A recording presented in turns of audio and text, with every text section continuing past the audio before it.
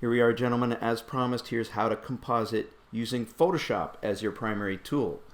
First thing you need to understand is that Photoshop has a timeline. That's right, you can create animations and even work with movies inside Photoshop. To get to the Photoshop timeline, you go to the Window menu and you select Timeline.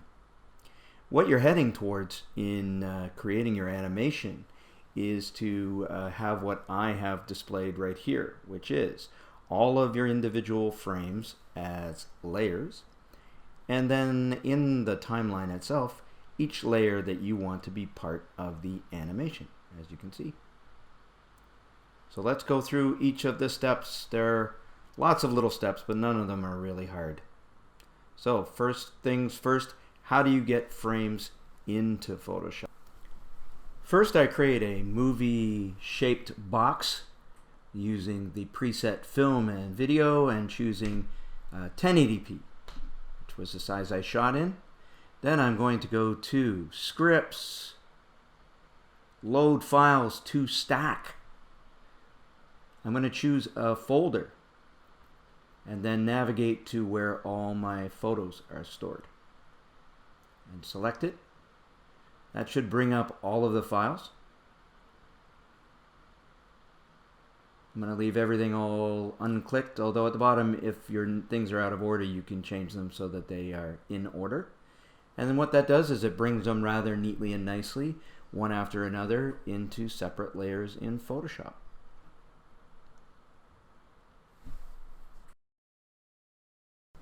But we can't add our special effect just yet because we have to understand how frames work in a timeline, especially how to add a frame to the timeline. So first, we bring up the timeline with Window Timeline. There are two types of timeline, and we want the one that is a frame timeline because we're doing frame by frame. We click on the first frame of the video to make sure we've selected that layer, click the button, and now we have the first frame of our animation. To add frames is tricky. You actually duplicate the frame.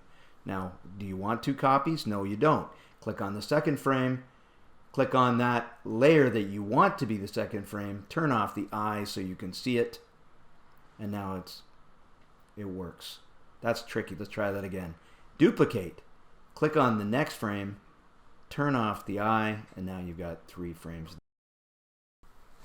We're ready to add the special effect, and we do that by putting the new effect or picture as a new layer on top of each frame. So what I've done is I've added 2 layers to my little stop motion, and I'm adding a laser blast to each one, as you can see.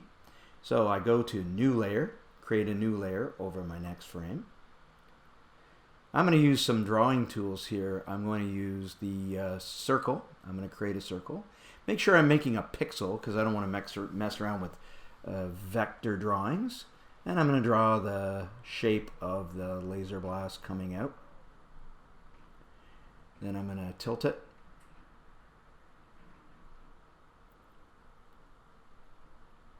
Maybe I want to enhance the look of this so it looks more like it's glowing, so I'm going to add an effect. I'm going to add an outer glow, change the settings a little bit, and then continue on to draw the laser blast. Once I'm done this layer, I'm going to go to the next layer, add my next frame of the effect, and one after another I'm going to create this laser blast. Now you could do the same thing by bringing in a picture.